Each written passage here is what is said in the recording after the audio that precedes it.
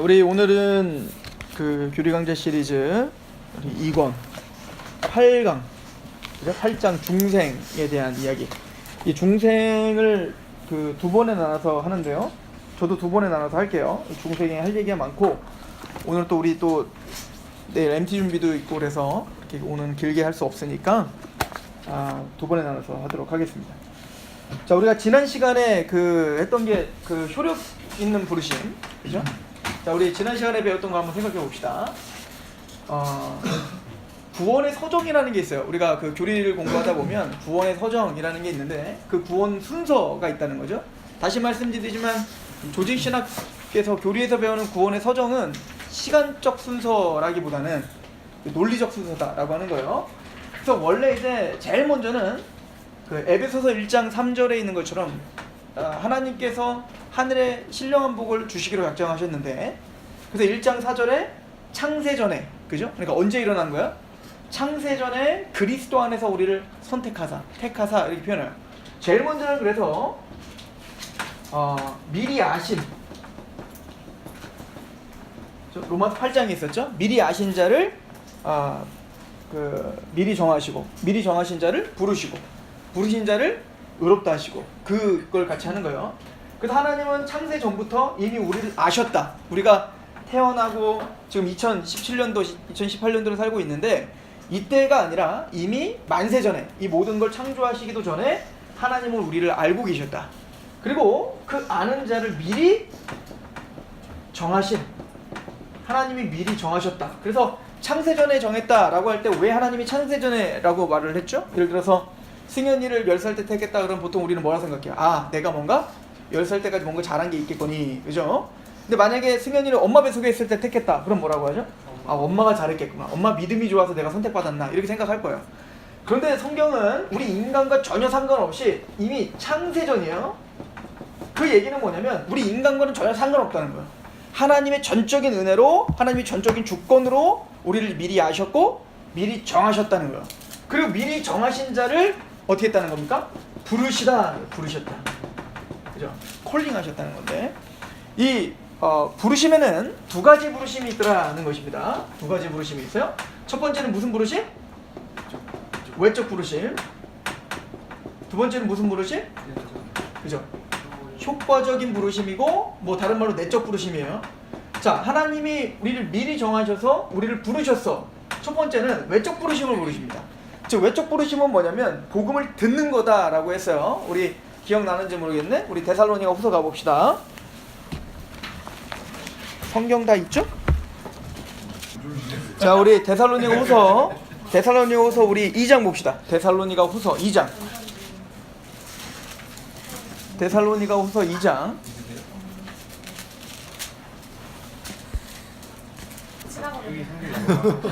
자, 우리 데살로니가후서 2장 우리 13절 보겠습니다. 시작. 주께서 다시 시작. 주께서 사랑하시는 형제들아, 우리가 항상 너희에게 관한 마땅히 하나님께 감사할 것은 하나님이 처음부터 너희를 택하사 성령의 거룩하게 하심과 진리를 믿음으로 구원을 받게 하시니. 자, 여기 보니까 처음부터 너희를 어떻게 했다? 택하사, 택하셨기 때문에 성령의 거룩하게 하심과 진리를 믿음으로 구원을 받게 하신 거예요. 그러니까 우리가 진리가 믿어지고 구원을 받는 건 우연히 된 게 아니라 하나님이 처음부터 우리를 어떻게 하셨기 때문에, 택하셨기 때문이다.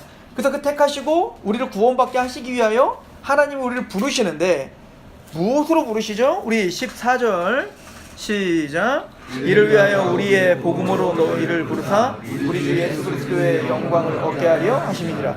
자, 부르실 때 뭘로 부르세요? 복음이에요. 그러니까 외적 부르심은 뭐냐면 하나님이 복음을 듣게 하신 겁니다. 그러니까 교회를 나오건 교회를 나오지 않건 어쨌든 예수 그리스도의 십자가와 부활의 그 복음을 듣는 거.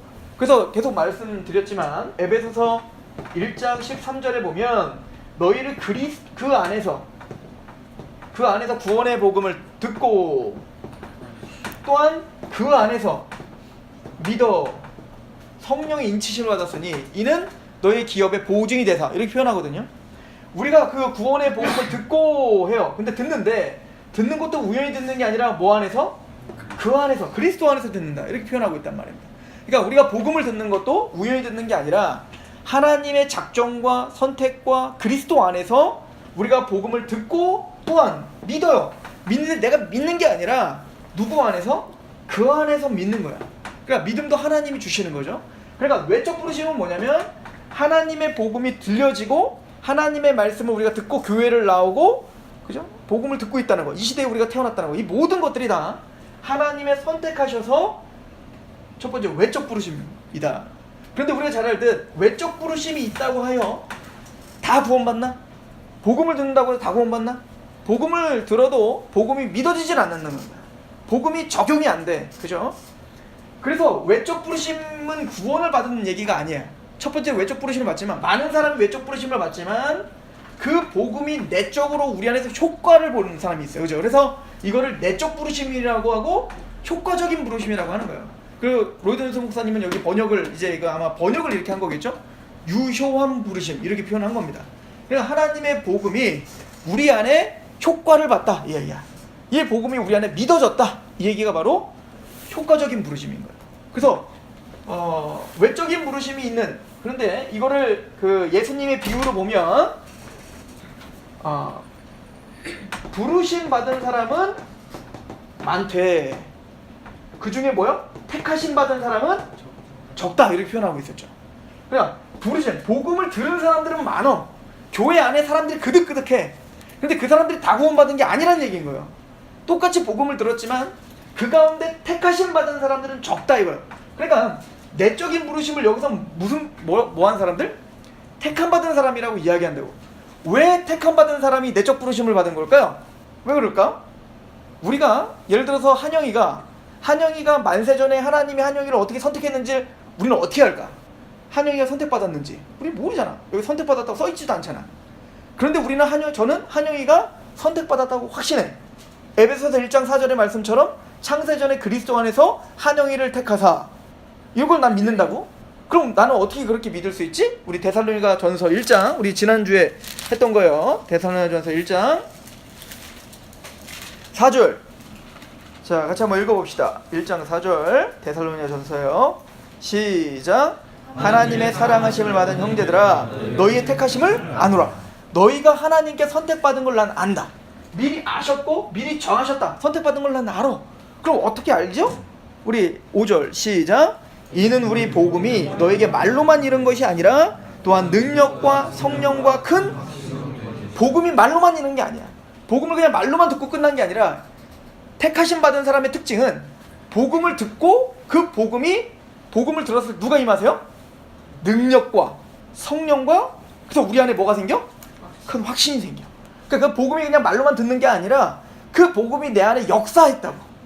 그래서 예수 그리스도의 십자가와 부활이 내 사건이라고 믿어지더라는 거예요. 그리고 예수님의 십자가 때문에 하나님을 마음을 다하고 뜻을 다하고 목숨을 다하여 사랑하게 되더라는 거예요. 그런 효과를 보는 걸 통해서 한영이가 복음 가운데 반응하는 걸 보면서, 아, 한영이는 선택받은 자구나 라고 이야기할 수 있는 거예요. 그래서 우리 지난주에 우리가 그 배웠던 것들을 한번 다시 한번 정리해보면 사도행전 13장을 한번 가보세요. 사도행전 13장. 왜냐면 이거를 이해해야 오늘 말씀이 이해되기 때문에 그런 겁니다. 사도행전 13장. 자, 사도 바울이 이방인의 전도자로서 이방인들에게 복음을 전하러 갔습니다. 자, 많은 사람들이 있는 곳에서 사도 바울은 가는 곳마다 복음을 전파했죠. 자, 그런데 우리 48절, 13장 48절 시작. 이방인들이 듣고 기뻐하여 하나님의 말씀을 찬송하며 영생을 작정된 자는 다 믿더라. 그러니까 사도 바울이 복음을 듣는데 똑같이 전하거든. 사도 바울이 예를 들어 40명한테 복음을 전했는데 그 중에 딱 3명은, 나머지는 다 안 믿는데 그 중에 3명은 뭐요? 그 복음을 믿고 하나님께 찬양하더라는 거예요. 이걸 뭐라고 기록하고 있냐면 작정된 자는 다 믿더라 하는 거예요. 그죠? 그래서 효과적인 부르심을 성경은 택하심 받은 자들은 적다, 이렇게 표현하고 있는 겁니다. 이해 가세요? 그냥 외적으로 복음을 듣는 사람은 굉장히 허다하게 많어. 그런데 그 중에 그 복음이 효과를 보고 그 복음에 정말 거듭나고 구원받은 하나님의 참된 백성들, 진짜 이 사람이 선택받았네 라고 하는 사람들은 많지가 않다야. 그래서 우리 16장도 이걸 뭐라고 표현해? 그러면 어떻게 이게 믿어졌지? 어떻게? 자, 16장 사도행전 16장 보세요. 자, 사도 바울이 빌립보에 갔죠? 그래서 빌립보에 가서 이제는 많은 여인들, 유대 여인들에게 복음을 전합니다. 많은 여인들이 있었는데 다 안 믿었어. 근데 한 사람만 믿었어. 그게 누구야? 루디아였죠. 자, 한번 읽어봅시다. 16장 13절 14절 시작. 안식일에 우리가 기도할 곳이 있을까요? 문 밖 강가에 나가 거기 앉아서 모인 여자들에게 말하는데 두아디라시에 있는 자색옷감 장사로서 하나님을 섬기는 루디라는 한 여자가 말을 듣고 있을 때 시작. 주께서 그 마음을 열어 바울의 말을 똑같이 들었는데 다 안 믿었는데 루디아만 하나님의 말씀을 믿었어. 그걸 뭐라고 표현하고 있어요? 주님께서 그 마음을 열어 바울의 말을 따르게 하신지라 하는 거예요. 이걸 통해서 우리는 뭘 보죠? 루디아가 택함받은 사람이구나. 이걸 우리는 알 수가 있는 거예요. 루디아의 삶과 루디아의 환경과 그 모든 걸 주장하셔서 하나님 마침내 그 말씀에 반응하게 하신 거야. 그런 걸 통해서 우리는 효과적인 부르심을 확인할 수가 있는 거예요. 그러니까 효과적인 부르심은 구원받을 때 우리는 효과적인 부르심을 확신할 수 있다. 이해가죠? 그리고 효과적인 부르심으로 복음이 내 안에 감격이 된다면 우리는 그 사람이 선택받은 자라는 것을 그때 알 수 있는 거예요. 이해가시죠? 그리고 예정에 대해서는 우리가 앞에서 이미 많이 이야기를 했기 때문에 여기까지 하고, 그러면 효과적인 부르심을 이야기한 다음에 이번 주에는 뭐에 대한 이야기입니까? 중생에 대한 이야기입니다. 자, 그럼 이런 겁니다. 왜 사도 바울이 안식일날 많은 유대 여인들이 있었는데 사도 바울이 복음을 전했을 거 아니에요. 근데 복음을 전했는데 왜 많은 여인들은 사도 바울의 말을 듣지 못했을까? 그걸 이성적으로 이해 못했다는 건 아닐 거 아니야. 예수님의 십자가 사건, 부활 사건 이거 우리처럼 똑같이 다 이해하고 있었을 텐데 왜 그 여자들은 또 아까 사도행전 13장에 갔더니 왜 그 수많은 사람들은 다 안 믿고 왜 작정된 자는 믿지? 그죠? 이걸 우리는 좀 생각해 봐야 되는 거예요. 그럼 왜 안 믿을까부터 우리 한번 생각해 봅시다. 왜 안 믿을까? 이걸 저랑 성경 공부하는 사람들은 이제 이해하죠.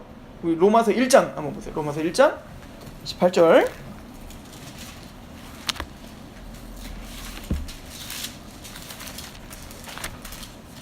자, 안 믿는 이유. 성경은 이렇게 가르치고 있습니다. 로마서 1장 18절. 자, 같이 한번 읽어봅시다. 로마서 1장 18절 시작. 하나님의 진노가 불의로 진리를 막는 사람들의 모든 경건하지 않음과 불의에 대한 하늘로부터. 첫 번째, 왜 안 믿어지냐면 하나님은 우리에게 계속 뭘 가르쳐 주시죠? 진리를 가르쳐 주십니다. 그죠? 진리는 누군데? 내가 길이요 진리요 생명. 즉 예수 그리스도의 복음을 하나님께서는 끊임없이 우리에게 알려주시고 계시다고요. 그런데 우리가 사람들이 그걸 알아보지 못하는 이유는 불의가 진리를 가로막고 있는 자들에 대하여 하나님이 진노하신다는 거잖아요. 그럼 이 사람이 지금 하나님의 진리를, 이 복음을 알아듣지 못하는 이유는 뭐예요? 죄 때문인 거예요. 죄가 하나님과 우리 사이를 갈라놨다고. 그래서 그 죄가 우리를 갈라놔서 하나님을 볼 수 없도록, 하나님의 복음을 이해할 수 없도록 갈라놨다니까. 그래서 우리가 복음을 아무리 전해도 믿는 사람이 많아요, 안 믿는 사람이 많아요? 안 믿는 게 많은 게 아니라 안 믿는 게 당연한 거야. 믿어지는 우리가 이상한 거라니까요. 자, 이걸 다른 말로 뭐라고 했죠? 우리 또 찾아봅시다. 고린도후서 4장 4절. 이거 좀 외우지 않았어요 이제 우리? 난 이거 찾을 때마다 민망해. 너무 많이 찾아서. 그래도 찾아야 돼. 고린도후서 4장 3절부터 볼게요. 4장 3절. 자, 왜 안 믿어질까 얘네들이? 우리 그걸 찾아가 보는 거예요. 4장 3절 시작. 만일 우리의 복음이 가리였으면 망하는 자들에게 가르치는. 그러니까 복음이 안 믿어지고 복음이 가려졌다는 얘기는 그 사람 망한다는 얘기야. 망한다는 거야. 그러면 왜 그 사람들은 복음이 믿어지질 않았을까? 4장 4절 시작. 그 중에 이 세상 신이 믿지 아니하는 자들의 마음을 혼미하게 하여 그리스도의 영광의 복음의 광채가 비치지 못하게 하매니 그리스도는 하나님의 형상입니다. 고린도후서 4장 4절은 뭐래요? 이 세상 신이 하나님의 그 복음의 영광의 광채, 예수 그리스도 안에 있는 그 복음의 영광의 광채를 비치지 못하도록 죄와 사단이 계속 가로막고 있어. 인간이 아무리 찾으려고 해도 하나님의 진리를 볼 수 있더라 없더라? 못 본다니까? 이 상태, 하나님과 인간 사이에 영적으로 끊어져 버린 상태를 뭐라고 한다? 영적 죽음의 상태라고. 이게 지금 영적 죽어있는 상태란 말이에요. 우리는 응애하고 태어나면서 이미 이렇게 영적으로 죄와 사단의 권세 아래 우리는 하나님과 이렇게 끊어져서 태어난다니까. 그러니까 우리가 태어나면서 할렐루야 하면서 태어나지를 못해. 왜일까? 우리는 이미 하나님을 몰라. 모르고 태어난단 말이에요. 이해가 있죠? 그래서 이 상태를 뭐라고 말하냐면 죄와 사단의 권세가 우리를 가로막아 하나님의 영광의 진리를 보지 못하는 이 상태를 에베소서는 이렇게 표현하는 거예요. 우리 에베소서 2장.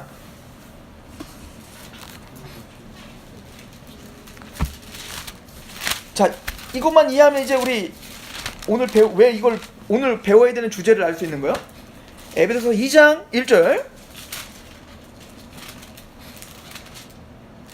중요한 말씀입니다. 한번 읽어봅시다. 시작. 그는 허물과 죄로 죽었던 너희를 우리가 다 뭐와 뭐로 죽었대요? 허물과 죄로 이미 우리는 어떻게 했다? 죽었다. 우린 죽어있는 상태다. 죽어있는 상태다. 예수님이 가는데 어떤 젊은이가 그래서 넌 날 따라. 그랬더니 그 제자가 뭐라고 해요? 내가 우리 아버지 장례만 좀 치르고 내가 따를게요 라고 했다고요. 그때 그 예수님께서 걔에게 뭐라고 했죠? 죽은 사람이 장례하게 하고 너는 나를 따라와라 이 얘기야. 죽은 사람이 어떻게 죽은 사람을 장례해? 무슨 얘기죠? 살아있으나 다 송장에 걸어 다닌다는 거야. 그러니까 하나님의 영적인 눈으로 보면 다 영적으로 죽어있는 상태라는 얘기인 거예요. 뭘로? 허물과 죄로 죽었다 이거야. 그러니까 우리는 이미 죄와 사단의 권세 가운데 살고 있는 이 상태에서는 하나님의 진리를 아무리 해도 볼 수 있다 없다? 없어. 혜성아 왜? 죽었기 때문에. 죽었어. 영적으로 죽어있는 상태란 말이야. 그러니까 우리 인간이 죽어있는 상태에서 아무리 노력하고 아무리 발버둥을 쳐도 하나님을 알 수 있을까 없을까? 없다니까. 아무리 복음을 들어도 아무리 이야기를 해도 우리는 이런 죽어있는 상태에서는 하나님의 말씀을 깨달을 수도 없고 감격할 수도 없다니까요. 이거는 똑똑하냐 안 똑똑하냐의 문제가 아니야. 그래서 고린도전서 1장이 뭐라고 했어요? 유대인들은 뭘 구하고? 표적을 구하고 헬라인들은 지혜를 찾는다는 거야. 야, 하나님 안 보여서 못 믿겠다니까. 아니 나는 이해가 안 돼서 못 믿겠다니까. 그러니까 나를 좀 뭘 보여주든지 기적을 보여주든지 아니면 날 좀 이해시켜봐. 근데 사도 바울은 아무리 뭘 봤다고 해도 믿어져 안 믿어져? 안 믿어진다니까. 또 뭔가 이해를 막 하고 막 공부를 많이 한다고 믿어져 안 믿어져? 안 믿어지는 거야. 그래서 유대인들은 표적을 구하고 헬라인들은 지혜를 찾으나 나는 십자가에서 죽으신 예수 그리스도만 전한다 이거예요. 그랬더니 유대인들에게는 뭐요? 보여줘봐 하는데 보여주지 않고 십자가만 전하니까 어때요? 거리끼는 것이요. 또 헬라인들 이해시켜봐 했는데 바보처럼 십자가만 전하니까 어때요? 미련한 것이라는 거예요. 그러나 헬라인이나 유대인에게나 그렇게 복음을 전하는데 거리끼고 미련해 보이는데 오직 부르심을 받은 누구? 부르심을 받은 우리에게는 뭐요? 하나님의 구원을 주시는 능력이다. 유대인에게나 헬라인에게나. 우리가 뭘 보지 않았는데 우리는 이해되지 않았는데 그 복음을 들었을 때 내가 감격이 되기 시작하는 거예요. 그 십자가 믿어지기 시작하더라는 거예요. 내가 뭔가 이해된 게 아니라니까? 근데 복음 앞에 내가 그냥 부복이 되기 시작하는 거야. 십자가에 내가 같이 죽는 거야. 또 십자가의 부활에 내가 같이 살았습니다라는 고백이 터져 나오는 거예요. 어떻게 이렇게 될 수 있었죠? 즉 우리는 아무리 발버둥을 쳐도 뭘 봐도 아무리 이해해도 우리는 이 불의와 죄를 뚫고 하나님께 갈 수가 없다니까. 방법이 있어요. 허물과 죄로 죽었던 우리를 어떻게 하셨대요? 에베소서 2장 갔더니 살리셨도다. 죽어있는 시체에게 아무리 복음을 전해도 이 시체가 살아날 수 있어 없어? 없다니까요. 들을 수가 없다니까요. 그럼 어떻게 해야 돼? 먼저 이 사람이 죽어있는 시체가 복음을 들으려면 먼저 이 사람이 살아나야 될 거 아니야. 근데 그 생명을 주고 살아나게 하는 거 우리가 할 수 없다고. 누구만 하실 수 있을까요? 하나님만 하실 수 있는 거예요. 그것을 뭐라고 표현하고 있냐면 바로 중생이라고 하는 거예요. 중생. 그러니까 효과적인 부르심이 있습니다. 아, 내가 예수님을 믿었어요. 그래서 그 복음이 내 안에 효과를 봤어요. 난 내적 부르심을 받은 것 같아요. 그 얘기는 이미 내 안에 하나님께서 나를 어떻게 하셨다는 거야? 살렸다는 거예요. 내 안에 나를 살려주셔서 그 복음이 들어가게끔 하셨다는 거야. 그러니까 여러분이 지금 이 자리에 복음이 들리고 그 복음에 감격하고 있다면 이미 그것은 여러분들이 잘나서 믿은 게 아니야. 그 전에 이미 성령님이 우리를 어떻게 하신 거예요? 살아나게 하셨다는 거예요. 요한복음 3장 가봅시다. 요한복음 3장.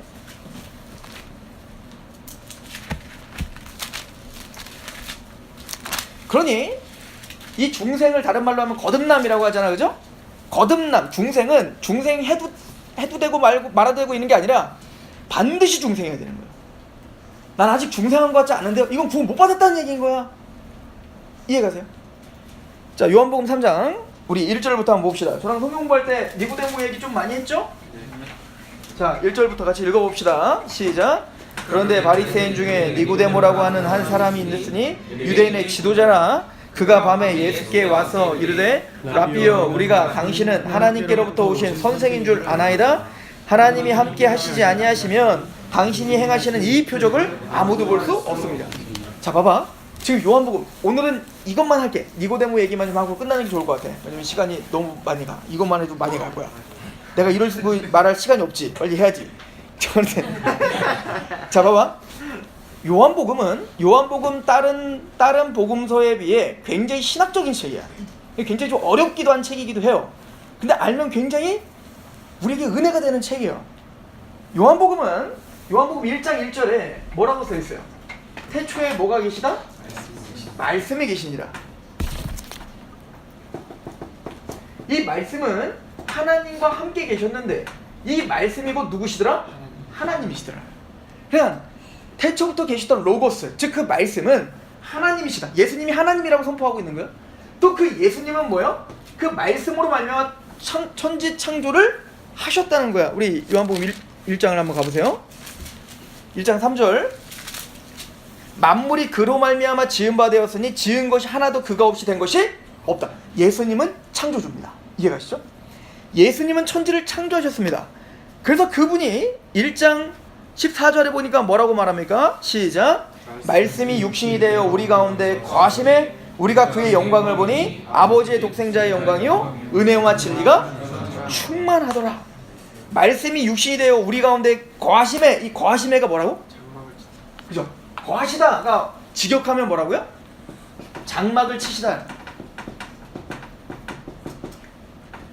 성막을 치시다, 이 얘기라고. 그러니까 예수님이 이 땅에 오신 것부터가 예수님이 우리의 뭐라는 거예요? 성막이시라는 거예요. 성막이 뭔데? 이스라엘 백성들의 구약시대에 광야에서 하나님의 임재가 있었던 곳이고 죄사함이 있었던 곳이잖아요. 그런데 이제는 그 성막, 또 그 성막이 없어지고 성전이 세워지죠?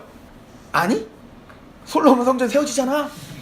그리고 솔로몬 성전 무너지고 나중에 바벨론 70년 포로로 갔다가 와서 다시 수룹바벨 성전 세워지고 헤롯 성전으로 이게 중축되잖아. 모르니? 아무튼 그 성전이 세워져. 자, 그런데 그 장막, 그러니까 구약시대에 나오는 하나님의 임재가 있는 유일한 장막이요 성전은 누구밖에 없다는 거예요. 예수님이 진짜 성전이다, 이 얘기를 하고 있는 거야.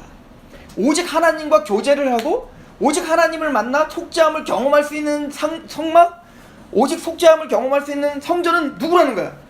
예수님이 이 땅에 오신 것이 장막을 치신 거예요. 그러니까 이런 걸 이해하고 보면 너무너무 재밌는 거야. 우리 1장 한번 보세요. 1장 51절 봐봐. 51절 시작. 진실로 진실로 너에게 이르노니 하늘이 열리고 하나님의 사자들이 인자 위에 오르락 내리락 한 것을 보리라. 자, 예수님이 장막을 치셨대. 성막이시래. 근데 예수님이 뭐라고 하시냐면 인자 위에 천사들이 오르락 내리락 하는 걸 보셨대. 너희가 볼 거라는 거야. 요 그림이요, 사실은 지금 예수님이 말하고 있는 이 그림이 사실 어디에 나와 있는 거냐면 야곱이라고 하는 사람이, 야곱이 형과 아버지를 속이고 삼촌 라반네 집으로 도망을 갔다고. 도망을 갈 때 베델이라는 곳에 멈춰. 베델이라는 곳에 원래 그 큰 베개를 이제 돌베개 자고 막 이렇게 잠자다가 너무 겁나니까 이제 빨리 일어나고 도망가려고 형이 오면, 그리고 막 겁내고 있는데 그때 하나님이 꿈을 꾸게 하셔. 근데 어떤 꿈을 꾸냐면 하늘이 열리고 하늘부터 땅까지 사닥다리가 이어지는 거야.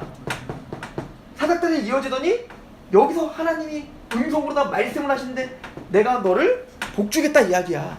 약속을 주세요. 그때 베델이 깜짝 놀라서 일어나서 내가 이곳에 하나님이 계신 줄을 몰랐다. 그리고는 이곳 이름을 뭐라고 짓냐면 벳엘이라고 졌다고. 엘이라고 하는 건 하나님이란 뜻이야. 베이트라고 하는 건 뭐냐면 집이라는 뜻이라고. 그러니까 베델은 뭐야? 여기가 바로 하나님의 집이군요. 하늘과 땅을 연결하고, 그리고 뭘 봤냐면 하늘과 땅을 연결하는 사닥다리 위에 천사들이 오르락 내리락 하는 걸 봤단 말이야. 그리고는 하늘과 땅을 연결하는 유일한 사닥다리, 그래서 유일하게 천사들이 오르락 내리락 할 수 있는 하늘과 땅을 연결하는 이곳이 바로 하나님의 집이네, 베델이네 라고 했다고요. 그런데 이 이야기를 예수님이 뭐라고 하는 거야? 인자 위에 천사들이 오르락 내리락을 볼 것이다. 이 얘기는 뭐야? 예수님 자체가 뭐라는 거예요? 사닥다리라는 거야.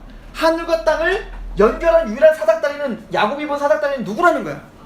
내가 바로 하늘과 땅을 연결한 유일한 사닥다리다. 이 얘기를 하고 있는 거라고요. 그래서 이 베델은 누가 베델이라는 거야? 바로 예수 그리스도께서가 베델, 하나님의 온전한 집이신 거야. 그러니까 예수님을 장막을 치셨다고 한 거라고요. 여기까지 이해가 가? 이해가요? 이해가 돼. 이 시장 봐봐. 이게 중요하다니까? 이게 사도 요한이 이걸 지금 다 생각하면서 지금 글을 쓰고 있다고. 어디 갈 수 있는 시간이 아니야. 자, 봐봐. 우리 2장 봐봐요. 2장 19절. 그래서 2장에 이 얘기가 나오는 거야. 뭔 얘기가 나오냐면 예수님 갑자기 제자들 보고 그래. 야, 이 성전 무너뜨려버려. 내가 3일 만에 다시 세우마. 그랬더니 이제 막, 야, 이거 40년 동안 지었던 성전을 지가 어떻게 3일 만에 다시 일으킨다는 거야? 그때 예수님이 아주 중요한 얘기를 하죠.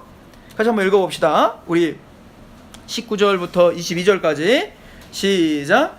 예수께서 대답하여 이르시되 너희가 이 성전을 헐라 내가 사흘 동안에 일으키리라. 유대인들이 이르되 이 성전은 46년 동안에 지었거늘 네가 3일 동안에 일으키겠다 하더냐? 그러나 예수는 성전된 자기 육체를 가리켜 말씀하신 것이라. 죽은 자 가운데서 살아나신 후에야 제자들이 이 말씀하신 것을 기억하고 성경과 예수께서 하신 말씀을, 예수님이 이 성전 무너뜨려 내가 3일 만에 다시 세울게 라고 한 건 그 건물이 아니라 누가 성전이라는 거야. 십자가에 죽었다가 3일 만에 부활한 내가 성전이다, 이 얘기를 하는 거야. 그러니까 요한복음 계속 그걸 가르쳐주고 있는 거야. 이해가요? 예수님 육체를 입고 이 땅에 오신 게 뭐라고? 성막이시라니까. 그리고 성막이신 예수님 자체가 뭐라고? 베델이라니까. 하나님의 집이라니까. 그래서 이 성전을 없애라는 거야. 왜? 이 성전이 진짜 성전이 아니라 누가 성전이라고? 예수님 십자가에 죽었다가 3일 만에 부활한 그게 성전이라니까. 이해가 가요? 성전에서 하는 일이 뭐야? 하나님을 만나는 거고, 구원이 이루어지는 거고, 속죄 사역이 이루어지는 거라고요. 이해가죠?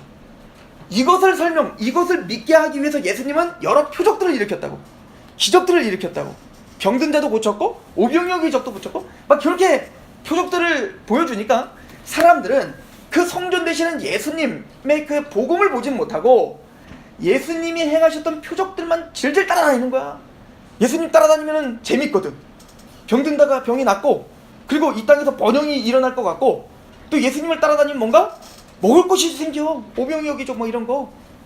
표적만 보고 예수님의 외형적인 어떤 나에게 도움을 주고 유익이 줄 것만 생각하고 예수님을 쫓아다녔던 거야.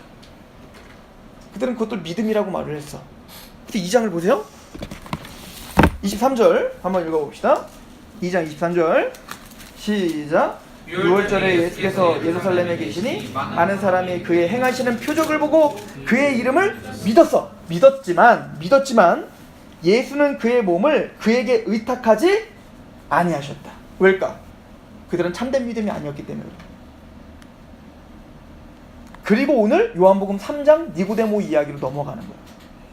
니고데모가 누구냐면 유대인 바리새인이야. 자, 바리새인은 누구야? 예수님께 맨날 욕먹는 사람들이죠? 근데 그 바리새인이 욕먹는 이유가 뭐냐면 왜 시켰기 때문에 그래. 또 오신 메시아를 몰라봤기 때문에 그래. 이해가요? 근데 원래 바리새인이라고 하는 사람은 그렇게 나쁜 사람들이 아니야. 이걸 뭐 다 자세하게 설명할 수 없지만 바리새인의 뜻은 원래 구별된 자라는 뜻이야. 구별된 자라는 뜻은 뭐냐면 이제 예전에 이제 그 구약이 말라기가 어디서 끝나냐면 페르시아가 이제 전 세계 패권을 장악할 때 그때 말라기가 끝나. 근데 그 뒤에 이제 세속 역사는 어떻게 진행이 되냐면 그 페르시아라고 하는 나라를 알렉산더 대왕이 어떻게 했어요? 부셔버린다고요. 그래서 알렉산더가 대제국을 형성하죠. 그리스 대제국을 형성하죠. 그 다음에 그 그리스가 알렉산더가 금방 죽고 쪼개진단 말이야. 쪼개진 다음에 로마가 일어나 다 점령을 하게 돼요. 그때 이제 예수님 시대가 오는 거야. 그러니까 이거를 신구약 중간사라고 하는데 한 400년 정도가 돼요. 그때 어떤 일이 벌어졌냐면 안티오쿠 4세라고 하는 왕이, 그러니까 그 알렉산더가 죽은 이후에 한 그 세 나라로 쪼개져 버렸는데, 그 네 나라인가? 세 나라인가? 아무튼 그래. 쪼개졌는데 그 중에 안티오쿠 4세라고 하는 왕은 굉장히 강력한, 그리고 팔레스틴 땅을 이제 지배하고 있었는데, 이 사람은 헬라 문화를 전파하고 싶었던 사람이었어요. 그러니까 어떻게 했냐면 다른 나라들은 헬라 문화가 잘 들어가는데 유대인들이 잘 안 들어가는 거예요. 얘네들은 뭐가 있죠? 율법이 있기 때문에 그래. 근데 그 율법 중에 특별히 성전에서 뭐 제사 드리는 게 있다고요. 그래서 이 안티오쿠 4세가 어떻게 했냐면 예루살렘 성전에서 돼지 피로다 제사를 드리라고 한 거야. 돼지는 부정한 짐승의 아주 대표적인 짐승이거든요. 그런데 유대인들이 어떻게 했을까? 우리 일제시대 때 신사참배와 동방요배 안 하면 막 다 죽인다 그랬더니 장로교도 어떻게 했어요 나중에? 그거를 타협한 거 아니에요? 그런 것처럼 그때 제사장들이랄지 종교 지도자들이 겁이 나니까 어떻게 했어요? 타협했다고요. 근데 안티오쿠스 4세가 거기서 끝나지 않고 이 성전에 있는 모든 걸 다 없애버리고 여기다가 제우스 신상을 세워놓고 절하라고 한 거예요. 근데 절을 할 수 있어요 없어요? 했지. 살아야 되니까. 살아야 되잖아. 그러니까 그때 유대인들이 막 다 절을 하니까 그때 죽으면 죽었지, 하나님의 율법을 지키다 죽겠다 라고, 나는 구별됐다 라고, 아마 구별된 자라고 하는 그 하나의 지파가 생성됐는데 그게 바로 바리새라고 하는 어떤 단체다 라고 학자들은 이야기를 한다고요. 그러니까 예수님 시대 때 바리새인들이 굉장히 존경을 받고 있었어요. 율법을 철저하게 연구한 사람들이었고, 율법을 철두철미하게 지키기 위해서 자기 나름대로의 또 법칙을 세워서 어쨌든 말씀대로 살려고 했던 사람들. 그런데 오늘 니고데모는 바리새인인데 유대인의 뭐래요? 관원이래, 관원. 이 관원은 뭐냐면 그 당시 이제 사내들인 공의회 회원이라는 얘기인 거야. 이 사내들인 공의회는 뭐냐면 유대의 입법, 행정, 사법, 교육, 종교를 관할하는 곳이야. 그러니까 최고 권력기관이죠. 그런데 이런 곳에 누가 들어? 제사장 중에 특출난 사람, 바리새인 중에, 서기관 중에, 그리고 사두개인 중에 특출난 사람만 뽑혀서 여기 들어간다고요. 아무나 못 들어가. 그런데 니고데모는 그냥 바리새인이 아니라 사내들인 공의회 회원이야. 관원이라고. 그러니까 니고데모는 유대인의 최고봉. 이해가요? 율법을 다 아는 자야. 율법을 철두철미하게 지키려고 하는 사람이에요. 누군가가 당신은 하나님의 사람이요? 라고 이런 말 자체가 자존심 상하는 얘기지. 그랬던 니고데모가 지금 예수님을 찾아온 거예요. 근데 찾아왔던 이유가 뭐냐면 봐봐요. 3장에 1절. 그런데 바리새인 중에 니고데모라고 하는 사람이 있으니 유대인의 지도자라. 그가 밤에 예수께 와서 이르되 라비요, 우리가 당신은 하나님께로부터 오신 선생인 줄 아나이다. 하나님이 함께 하시지 아니하시면 당신이 행하시는 이 표적을 아무도 할 수 없습니다. 율법을 많이 알고 하나님 말씀대로 철저히 지켰고, 그리고 예수님의 표적도 인정했다고요. 그런데 지금 요한복음이 말하는 건 뭐야? 요한복음 아까 2장에 막 표적을 보면 와 따라다니던 그 무리들, 그들이 진짜 믿음이었어? 아니죠. 그런 것처럼 니고데모도 지금 그 수준이다. 그잖아. 예수님의 외형적인 표적만 보고 따라온 거야. 그럴 때 니고데모에게 예수님이 뭐라고 하냐면 3절 같이 읽어봅시다. 시작. 예수께서 대답하여 이르시되 진실로 진실로 내게 이르노니 사람이 거듭나지 아니하면 하나님 나라를 볼 수. 니고데모야, 네가 아무리 율법을 많이 알고 있어도, 네가 아무리 율법을 많이 지키고 있어도, 네가 유대인의 최고봉으로서 하나님을 많이 안다고 자처하고 있지만, 또 표적을 보며 감격하고 있지만, 네가 거듭나지 않으면 하나님 나라를 볼 수 없다야. 넌 영적 소경이라는 얘기인 거야. 너는 지금 영적으로 죽어있다 이 얘기인 거예요. 그래서 네가 다시 살아나야, 다시 거듭나야 너는 구원을 받을 수, 하나님 나라도 볼 수 있고 하나님 나라에 갈 수 있다 이 얘기인 거예요. 자, 우리로 한번 적용해보세요. 우리가 아무리 교회를 오래 다녔더라도, 우리가 아무리 많은 걸 알고 있더라도, 우리가 아무리 교회에서 어떤 헌신을 했을지라도, 니고데모보다 더 하나님께 헌신하는 사람이 어디 있겠어요 여기서? 아무리 그렇더라도 우리가 뭐요? 영적으로 다시 살아나 거듭나지 아니하면 하나님 나라를 볼 수도 없고 더 나아가 하나님 나라를 갈 수도 없는 거야. 그랬더니 니고데모가 이렇게 대답을 하죠. 4절에 니고데모가 이르되 사람이 늙으면 어떻게 날 수 있사옵나이까? 두 번째 모태에 들어갔다 어떻게 사람이 어떻게 거듭나요? 엄마 뱃속에 다시 들어갔다 또 나옵니까? 이런 말도 안 되는 얘기를 한 거야. 근데 예수님 뭐라고 하죠? 5절 시작. 예수께서 대답하시되 진실로 진실로 내게 이르노니 사람이 물과 성령으로 나지 아니하면 하나님의 나라에 들어갈 수 없다. 우리가 물과 성령으로 거듭나지 아니하면 하나님 나라에 들어갈 수 없다. 그러니까 우리가 거듭났는지 안 났는지를 확인해야지. 왜냐면 거듭나지 아니하면 아무리 우리가 뭔가를 했다 할지라도 우리는 구원받을 수 없는 거예요. 그런데 그러면 어떻게 거듭날 수 있죠? 니고데모에게 예수님이 아주 친절하게 이야기했어요. 뭐와 뭘로? 물과 뭐야? 성령으로. 물과 성령으로 거듭나는 거다 이렇게 말을 했어요. 자, 많은 얘기를 해야 되지만 예수님이 지금 니고데모에게 물과 성령으로 거듭나야 된다라고 말할 때 니고데모가 그 뒤로 이제 뭐 얘기해요, 안 해요? 안 하죠. 아까 거듭나야 돼 라고만 말하니까 니고데모 어떻게 해요? 어머니에서 들었다 다시 나옵니까? 이렇게 얘기하잖아. 그러다가 예수님이 더 친절하게 야, 너 그 유대인 선생님 정말 모르는 거야? 물과 성령으로 거듭나야 된다고. 그랬더니 니고데모가 그 다음에는 말이 없어. 이해한 거야. 왜 그럴까? 니고데모는 율법학자야. 니고데모는 구약을 전체를 다 꿰뚫고 있었어. 이 얘기는 뭐냐면 메시아가 오실 때 물과 성령으로 그 성전이 다시 한번 제대로 된 성전이 세워져야 된다는 것을 예언해 놨거든. 거듭남에 대한 것을 이미 구약에 예언해 놨단 말이에요. 그래서 사두개인들은 예언서를 안 믿었지만 바리새인들은 예언서를 정말 다 믿고 있었단 말이야. 그래서 이 사람은 그냥 알았어. 이 구절이 뭐냐면 에스겔서 36장이에요. 한번 가보세요. 에스겔 36장. 지금 이 예수님과 대화 나누는 이 배경이 에스겔 36장이라는 얘기인 거야.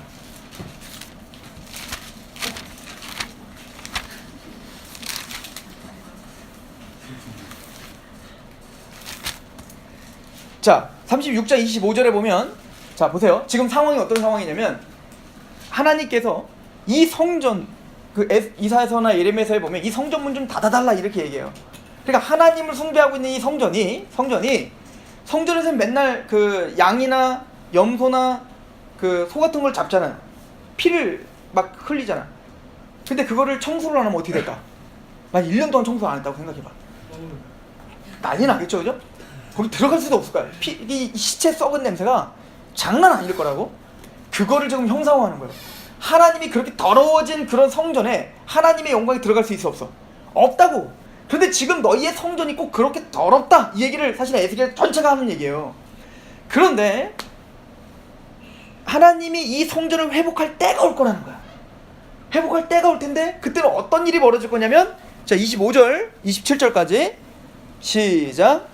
맑은 물을 너희에게 뿌려서 너희로 정결하게 하되 곧 너희의 모든 더러운 것에서와 모든 우상 숭배에서 너희를, 첫 번째 물을 뿌려서 그 더러워진 그 성전을 물을 뿌려서 완전히 깨끗하게 하고 정결하게 하는 것처럼 하나님의 그때가 되면 첫 번째 물을 뿌려 우리의 죄가 사함받는 날이 반드시 올 거라는 얘기예요.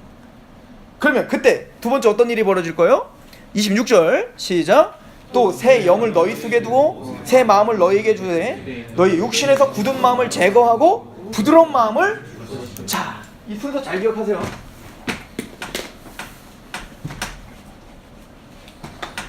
물을 뿌려서 정결하게 할 거예요. 다시 말하면 죄사함을 주실 거예요. 그래서 우리가 우상숭배에서 벗어나, 두 번째 이런 일이 벌어지면 두 번째는 새 영을 부어줘서 새로운 마음을 주실 거예요. 그 마음은 어떤 마음이요? 부드러운 마음이에요. 무슨 얘기냐면 하나님의 말씀에 반응하고 그 말씀이 믿어지고 그 말씀에 순종하려고 하는 마음이 생긴다는 거야. 그리고 세 번째, 이런 상태에서 누가 오실까? 자 29절 아니죠, 27절 시작. 또 내 영을 너희 속에 두어 너희로 내 율례를 행하게 하리니 너희가 내 규례를 지켜. 자, 물을 먼저 죄사함이 일어나고 거기에 부드러운 마음을 주어서 세 번째 누가 오세요? 내 영, 즉 누구예요? 성령님을 부어줘요. 이게 물과 성령으로 거듭난다는 얘기예요. 즉 그때가 되면, 메시아 때가 오면 물과 성령으로 거듭나게 돼요. 그 성전이 깨끗하게 되고 성전이 다시 회복될 날이 올 거라는 얘기예요. 근데 그 성전은 단순히 보여지는 건물의 성전을 말하는 게 아니라 진짜 성전이 회복될 거라는 얘기인 거야. 여기까지 이해가 돼? 근데 이걸 누가 이거를 할 거냐면 한 목자가 오실 거야. 우리 앞쪽으로 가봐. 에스겔서 34장.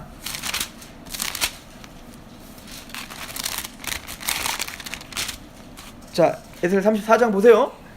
지금 종교 지도자들이, 그 당시에 종교 지도자들이 그 수많이 많이 있었는데도 불구하고 성전은 여전히 더럽단 말이에요. 그러니까 인간이 할 수 없는 거야. 이거를 누가 하실 수 있을까? 우리 에스겔 34장 23절 보세요. 23절 시작. 내가 한 목자를 그들을 위해 세워 먹이게 하리니 그는 내 종 다윗이라. 그가 그들을 먹이고 그들의 목자가 될지라. 나 여호와는 그들의 하나님이 되고 내 종 다윗은 그들 중에 왕이 되리라. 나 여호와의. 누가 오셔서? 다윗과 같은 한 왕이 오셔서 일을 하실 거라고. 그 다윗과 같은 왕이 누구야? 마태복음 1장에 뭐라고 써있어? 우리 지난주에 주일 설교 들었어? 다윗과, 수요예배 설교다, 미안해. 아브라함과 다윗의 자손? 예수 그리스도의 세계라. 그러니까 다윗과 같은 한 종이 예수님이 오실 때 진짜 성전이 세워질 거를 예언하고 있죠. 에스겔이. 그때 어떤 일이 벌어요? 물을 뿌려 정결하게 하고 새로운 마음을, 부드러운 마음을 주고 거기에 성령님이 임하여 참된 성전이 세워질 거를 예언했죠. 자, 이거를 생각하고 요한복음으로 와봐. 진짜 다윗과 같은 종이 태초부터 계시던 말씀이 육신을 입고 이 땅에 오셔서 성전이셨다고. 그분이 이거 다 무너뜨리니까 내가 성전이라고 왜 이렇게 말했는지 알겠어? 예수님이 이게 성취됐다는 얘기인 거야. 내가 베델이야 얘들아, 다른 거 보지 말고 나를 믿어야 돼 라고 얘기한 거라고. 그리고 바리새인아, 네가 아무리 율법을 많이 알고 네가 아무리 뭔가 행했다 할지라도 너는 거듭나야 돼. 에스겔이 말한 것처럼 물로다 너희가 정결하게 것처럼 네 죄가 먼저 씻음을 받고 거기에 성령님이 임해야, 거듭나야 너는 하나님을 볼 수 있고 하나님 갈 수 있다고 얘기를 했다고요. 그러면 어떻게 정결케 되냐고요. 여러분들 교회에서 막 오면은 내가 막 물로다 씻어주면 여러분 정결케 되는 거야? 아니잖아. 여기서 이거는 상징이야, 상징. 이걸 히브리서에 있는 말씀과 연결해야 되는데 지금 시간이 없어. 히브리서에 뭐라고 써있냐면 예수 그리스도의 피로 우리의 양심이 씻어졌다 이렇게 말해요. 너의 몸은 물로 씻음을 받지만 너의 양심은 예수 그리스도의 피가 뿌려짐으로 씻음을 받는다라고 말한다고요. 이건 뭐냐면 하나님의 복음이 선포될 때 그 복음의 능력이 나타나서 우리에게 죄를 씻어주는 능력이 있는 거야. 복음을 듣는 거예요. 그러면 복음을 들었을 때 그 마음이 어떻게 될까요? 부드러워지는 거야. 그게 믿어지고 믿어지는 그때 누가 임하세요? 성령님이 오셔서 우리 안에 뭐요? 인쳐주시는 겁니다. 아까 막 생각 안 나? 에베소서 1장 13절? 이 얘기야. 봐봐. 그 안에서 구원을 주신 하나님의 복음을 듣고 또한 그 안에서 믿어. 성령이 인치를 할 때 이거라니까. 그러니까 물을 뿌린다는 건 복음이 전파되는 거야. 그래서 복음이 들려졌을 때 믿어. 그게 받아들여져. 그게 인정된다고. 그런데 누가 임하세요? 성령이 오셔서 인쳐주시는, 도장을 찍는 거야. 하나님의 것이라 선포하시는 거야. 이게 거듭나는 방법인 거야. 그래서 거듭날 수 있을 때는 하나님의 복음이 있어야 거듭날 수 있어요. 우리 베드로전서 1장 가보세요.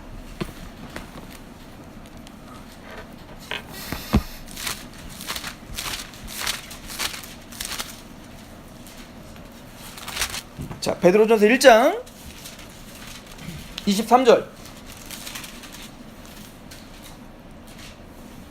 시작.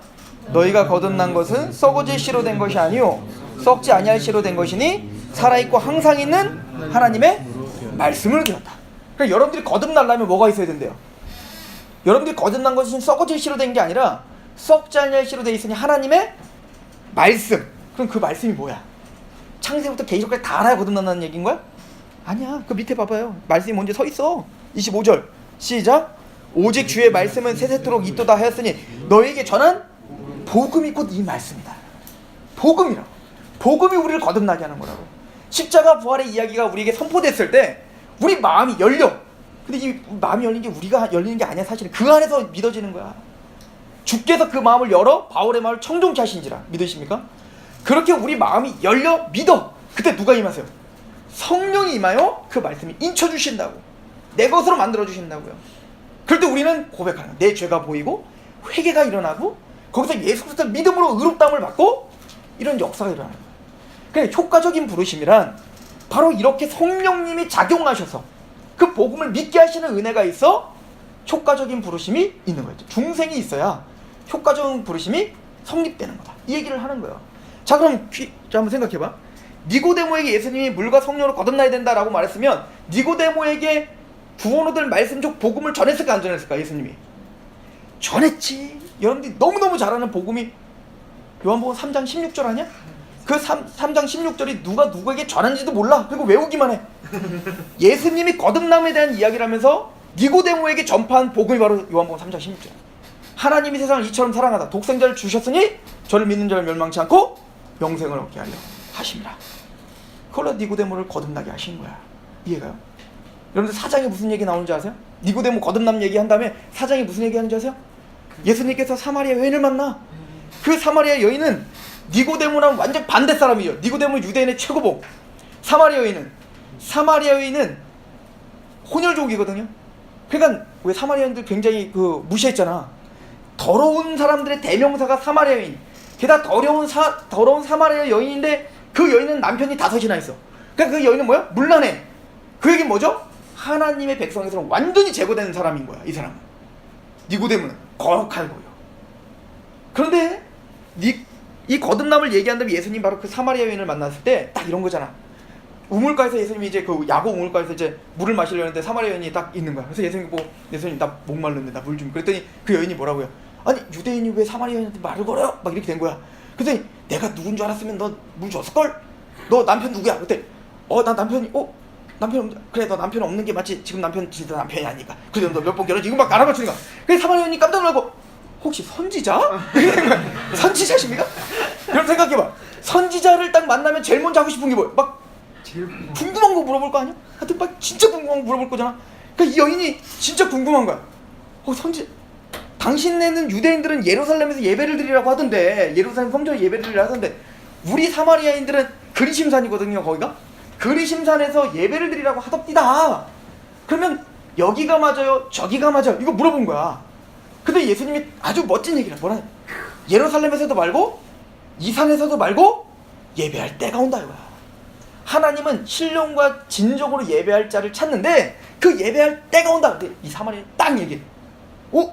메시아가 오면 그때라고 하덥디다. 이러기만 한 거야. 그랬더니 예수님이 뭐라고 하냐면 내가 그다. 뭐지? 봐봐. 예수님이 성전이시라고. 그 사마리아 여인은 진짜 예배가 목말랐던 거야. 어떻게 하면 예배할 수 있습니까? 어떻게 하면 예배할 수 있지? 물과 성령으로 거듭나 그 메시아를 만날 때 예배할 때라고. 그 얘기를 지금 요한복음은 하고 있는 거야. 그러니까 우리가 효과적인 부르심 가운데 우리가 예수 그리스도의 십자가 가운데 그 예수님의 십자가를 알게 되고 그 부활에 연합하여 하나님을 경배하게 된 것은 성령님께서 우리 안에 거듭나게 하시는 은혜가 있었어요. 중생케 하시는 은혜가 있었다고. 어떻게 했을까? 몰라. 바람이 임의로 불어. 어디로 불어서 어디로 가는지 몰라. 그러나 바람이 불면 반드시 나뭇가지가 흔들리거나 내 피부에 뭔가 차가움이 느껴지는 것처럼 반드시 거듭난 사람은 뭔가 효과가 나타나. 뭐죠? 예수를 보게 되는 겁니다. 하나님을 믿게 되는 겁니다. 그리고 십자가 앞에 내가 부복하게 되는 겁니다. 그 사마리아 여인 메시아를 만나서 제일 먼저 어떻게 했죠? 바로 뛰어가고 어떻게 했어요? 내가 메시아를 만났다라고 선포했죠. 그리고 하나님께 신령과 진정으로 예배하게 되더라. 이게 거듭난 자의 특징인 거예요. 이 거듭남을 구약에서는 뭐라고 이야기하냐면 마음의 할례. 뭐라고? 마음의 할례. 내가 이거 왜 알려주냐면 내일 오전 예배 지금 광고한 거야. 내일 마음의 할례거든. 이걸 이해해야 내일 게 이해가 돼. 내일 잘 들어야 돼. 자, 중생이라는 것은 우리가 할 수 있는 게 아니다. 우리는 허물과 죄로 죽어 있었는데 성령님이 우리를 살게 하셔야 됩니다. 그래야 복음이 믿어지고 그래야 그 복음 때문에 우리는 하나님 앞에 어떻게 되는 거예요? 부복하는 인생이 되더라. 신령과 진정으로 예배드리는 자는 거듭난 사람이다. 이 얘기를 하는 거예요. 중생은 거듭남은 거듭나도 되고 말아도 되는 게 아니라 거듭나지 않으면 하나님 나라를 볼 수도 없고 갈 수도 없다. 이게 바로 효과적인 부르심입니다.